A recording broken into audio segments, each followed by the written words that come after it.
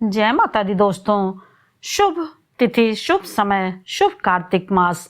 जैसा कि हमारा दीपावली का 5 दिवसीय पर्व अब बहुत ही नज़दीक है, तो हमें 5 दिवसीय पर्व में एक एक दिन का हमारे ऋषियों मुनियों ने बहुत सारी चीज़ों की तपस्या करके, बहुत सारे विधि विधान को करके ही इसको सामने ले आए हैं।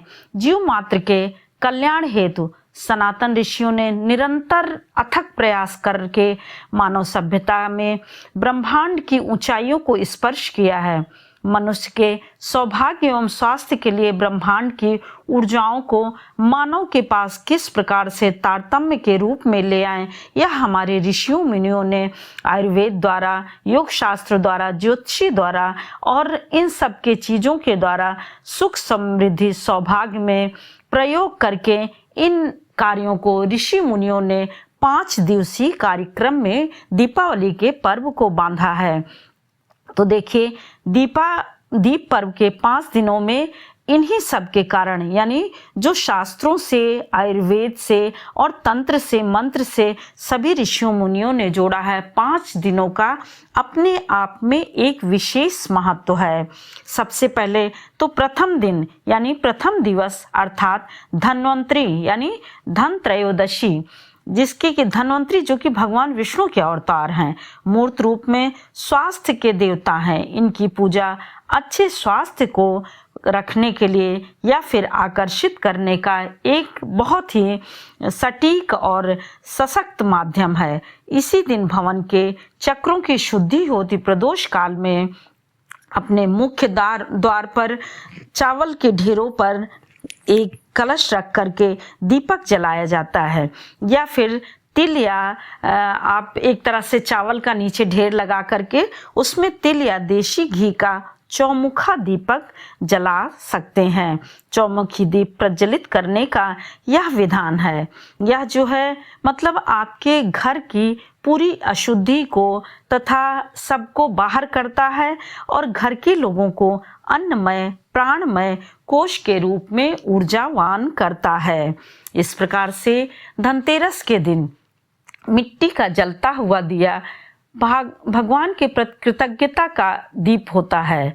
और हर साल दीपावली आती है, कैसी भी विपत्ति हो, देखिए संकट के बादल जो भी रहते हैं, निराशा या अंधकार जो रहती है, ऐसा प्रतीत होता है कि दीपावली आती है और यह सब अपने आप चला जाता है, सारे दुर्भाग्य को लपेट करके ले जाता है, कहीं किसी अनजानी जगह में फेंक आता है। इस प्रकार से दीपावली का पर्व शुरू होते ही विभिन्न प्रकार के सुख समृद्धि और जीवन के उत्सव का नया मंगलाचरण शुरू हो जाता है। दीपावली धनतेरस के साथ ही आती है और सबका धन अलग अलग देखिए होता है। धन भी लोगों के जिस स्थिति और परिस्थिति के अनुसार होते हैं, उनके अलग अलग होते हैं, परंतु देखिए कि यह एक संदेश सुख निरोगी काया, इसी दिन इसलिए धन्वंतरी की भी पूजा की जाती है। कहते हैं कि महाकवि कालिदास भी कहते हैं, शरीरम मादम खलु धर्म साधनम, धर्म का सबसे प्रमुख साधन तो शरीर ही है, अर्थात हम स्वयं स्वस्थ रहेंगे तभी हम सारे पूजा पाठ को कर पाएंगे। लक्ष्मी स्वस्थ देह में ही और स्वस्थ मन में ही निवास करती हैं। इस प्रकार से धनतेरस अपने परिवेश में स्वास्थ्य की चेतना को जगाते हुए और दिन को, स्वास्थ्य ही तो धन है, यानी स्वास्थ्य है तो धन अपने आप आ जाएगा, इसी रूप की प्रतिष्ठा करती है। इस प्रकार से हमारा पहला दिन शुरू हो जाता है। दीपावली का दूसरा दिन अर्थात चतुर्दशी शोधन का हिस्सा है। इसमें सकारात्मक ऊर्जा का स्वागत किया जाता है, शुभ ऊर्जाओं को समेटा जाता है, अर्थात अपने घर में जो भी टूटी फूटी चीज़ें हैं या इधर उधर खराब पड़ी चीज़ें हैं उनको बाहर किया जाता है, नकारात्मक चीज़ों को बाहर किया जाता है। और देखिए गांव में घूर पे दीपक जलाया जाता था, यानी चतुर्दशी के दिन, इसी दिन घूर पे दीपक और यम का जो दीपक जलाया जाता है वह दीपक जलाया जाता है। तो अपने घर को नकारात्मकता से दूर हटाते हैं, जो भी ऐसी चीज़ें रहती हैं वह बाहर कर देते हैं। इस दिन जो है अपने घर को सेंधा नमक के पानी से पोछा लगाने से बहुत सारी चीज़ों का अपने आप कल्याण हो जाता है। अब तीसरा दिन, अत्यंत शक्तिशाली दिन, तीसरा दिन हमारी अमावस्या, कार्तिक मास कृष्ण पक्ष की अमावस्या, जो चंद्रमा की 16 कलाओं, यानी अभी शरद पूर्णिमा गई रहती है, तो 16 कलाओं की शक्तियों के साथ, यानी 16 कला शरद पूर्णिमा के दिन की 16 कलाओं की शक्तियों को लेकर के सभी के मन पर प्रभाव डालती हैं। इस अमावस्या की रात को आवश्यक होता है कि हम शुद्ध और सात्विक रहें, क्योंकि पहले और दूसरे दिन हमारा जो प्रयोजन था वह हम पूर्ण करते हैं, तो दीपावली के दिन बहुत ही अच्छे से हम रह सकते हैं। किसी भी तामसिक चीज़ों का प्रयोग ना करें, कृत्य चीज़ों से बचें और अपने द्वार को इस दिन खूब अच्छे से सजा करके रखें, और जिससे कि लक्ष्मी माता जब अंदर प्रवेश करें तो सकारात्मक ऊर्जा को प्रवेश पाना है। इस प्रकार से विभिन्न प्रकार से देखिए रंगोली आदि के द्वारा, दीपक के द्वारा, या फिर जो है आप देखिए कि गेंदे के फूल से लतर लटका के झालर लगाना, आम के पल्लव से लगाना, इन सब के द्वारा सकारात्मक ऊर्जा को प्रवेश अंदर कराया जाता है। इस प्रकार से दोस्तों, घर के अंदर सकारात्मक ऊर्जा के प्रवेश हेतु द्वार पे हमेशा ये ध्यान देना चाहिए कि किन किन वस्तुओं से हम पूर्ण कर सकते हैं। अब देखिए, पूजन के दौरान हमेशा अच्छे तरह के रंगों के वस्त्रों को धारण करना चाहिए, यानी पुरुष को सफ़ेद वस्त्र और स्त्रियों को लाल वस्त्र धारण करना चाहिए।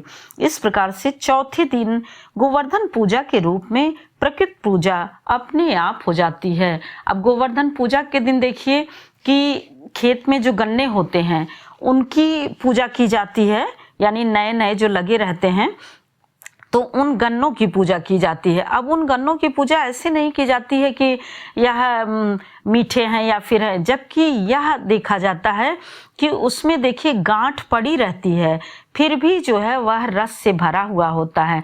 नए धान की पूजा इसलिए नहीं की जाती कि यह बाजार में चमक भर देगा, बल्कि यह नया धान हमारी ऊर्जा, हमारी संजीवनी है, यानी नए जो होते हैं वह ऊर्जा को संजोहित किए रहते हैं, क्योंकि इसी समय आपका देखिए शरद पूर्णिमा गई रहती है, 16 कलाओं का मतलब एक तरह से अमृत टपकता रहता है पूरे पृथ्वी पर।